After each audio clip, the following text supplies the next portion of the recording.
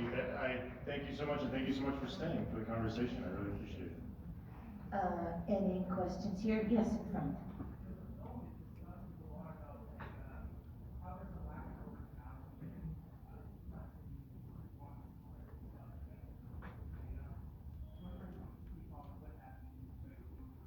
The gentleman is saying that the film talks about how there's a lack of complexity in a lot of the mainstream cultural product nowadays. Can you speak about that? Yeah. I would actually say that what I think, more so than a lack of complexity, is that there is a lot of monotony. And it's sort of, the thing that I don't want anybody to take away from this film is that I'm saying that those other kinds of movies are bad. I really like 12 Years a Slave. I really like Boys in the Hood. Like they're movies. One of the ones with Chris Rock scene there in the montage is this movie called New Jack City that came out in the 90s that I was obsessed with when I was a kid. So I'm not saying that these movies shouldn't exist. Some of them are great and some of them are very complex and important. But I'm just saying I find it strange that when we sort of like talk about quote unquote prestige black cinema, it's always a slave or, somebody having a cross burned on their lawn, or somebody getting killed by a police officer, or somebody who's addicted to crack. It's just a real monotonous tone when it comes to the stories that people allow us to tell. And to me that is, it's frustrating, but it's also painful because to me what that suggests is that there's this inability to see black people as nuanced human beings, and it's an inability to see our lives as ones with breadth and depth and interiority the same way that everybody has, But I think that the thing that, and it's not just, the black experience. I'm from Tucson, Arizona, and I have a lot of Mexican friends growing up, and I have Mexican friends who work in entertainment who say, why is it that every story set in Mexico has to be about a drug cartel, or somebody fleeing like their miserable circumstances in their sort of like miserable Mexican town? It's like, sure, that is some people's lived experience, and it's important to reflect that, but there's also a huge breadth and depth to that experience as well. The same way that, I think the movie wants, what I would hope people walk away from, one of the themes that I would hope people walk away from the movie with is the idea that we are all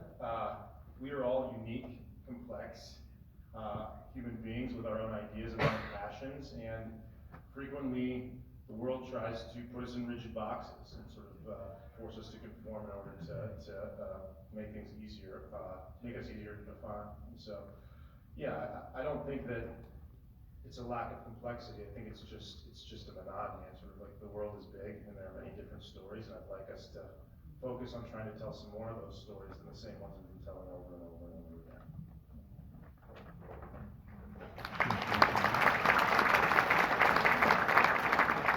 On the aisle there, way in the back. Yes. Oh, sorry, there's two aisles, I guess. Oh. We'll start with this one to my right and then come to you. Okay. Yeah, go ahead, please, in the white.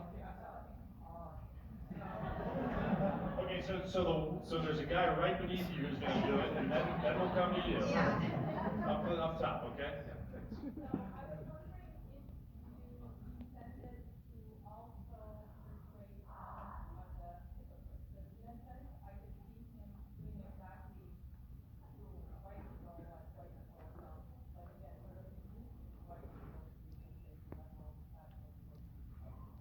Yeah, I mean, I don't think that I ever intended to make Monk out to be a hypocrite, but I did, I don't want to tell anybody what they should think about the characters and the arc of the people.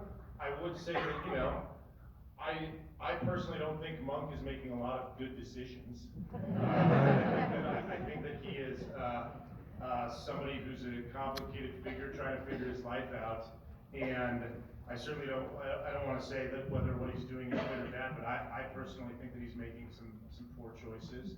And I think that Monk's, I think for me, Monk's major problem is that he's just a very, very angry person, and he's angry at a lot of different things, and he is channeling that anger in very, very negative ways that have a lot of negative consequences on his life. And so, I also think that you know, I don't know that Monk is a hypocrite, but something that I always point out is in that conversation that he has with Coraline at the end of the film, when he criticizes her book and says that her book seems bad, he then admits 2 seconds later that he hasn't even read her book. And so I think that, which to me is something that a lot of, you know, I think sometimes a lot of men can do to condescend to women, and other people can condescend to other people. So, you know, I don't know that I think Monk is a hypocrite, but I don't think that Monk is, he's an imperfect man. He's very flawed, I'll say that. Thank you so much, I appreciate that. The person that was in front of you on the aisle in the dark jacket? Yes, you, yes, thank you. So a big takeaway I got was that Monk kind of rolled out to the publishers and started handing the book. Something I kind of noticed from all the industry is that a lot of people have started selling out just to either make it a cut or keep everything that's the same.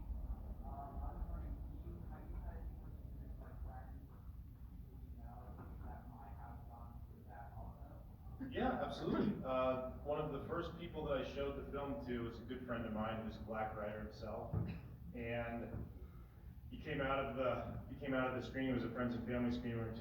We were asking people what they thought, and he said to me, he said, you know, this movie is painful for me to watch. And I said, why? And he said, because this is one of the first things that I wrote was using the vernacular of Johnny Walker Red. He said, one of the first things that I ever sold was a red script, and I knew that it was playing into people's stereotypes, and I knew that it's exactly what they wanted from me, and it's what I gave them. And he said, and I really, really regret that. And I think that, but the thing is that I would never, again, sort of like the same way that I don't ever want this movie to seem like it's finger wagging at anybody or scolding anybody for choices they make. What I hope to sort of present here is the reality that, you know, making a creative life is difficult. You know, it's hard to be an artist.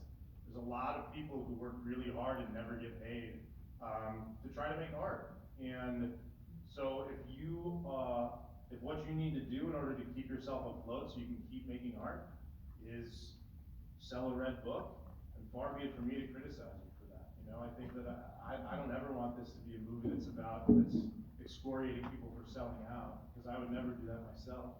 I just think that, to me, I sort of find it less, and that, you know, I find it less of a thing that I would criticize individuals for doing, individual artists for doing, and more so, I think that I would personally try to criticize like the institutions and the systems that perpetuate these things. So for me, it's less about the writer who's trying to make their way in the world and sort of make some money off of their work, and it's more about the people who buy their work, and the people who are greenlighting their projects, and the people who are buying their manuscripts. Like, I think if I were to sit down and sort of like ask people questions, it wouldn't be the writers themselves. It'd be the people who buy the writing, and I say, why does this interest you so very much? Why is this what you want from artists, as opposed to asking the artists why they're doing it? I think sort of like the other way around, if that makes sense.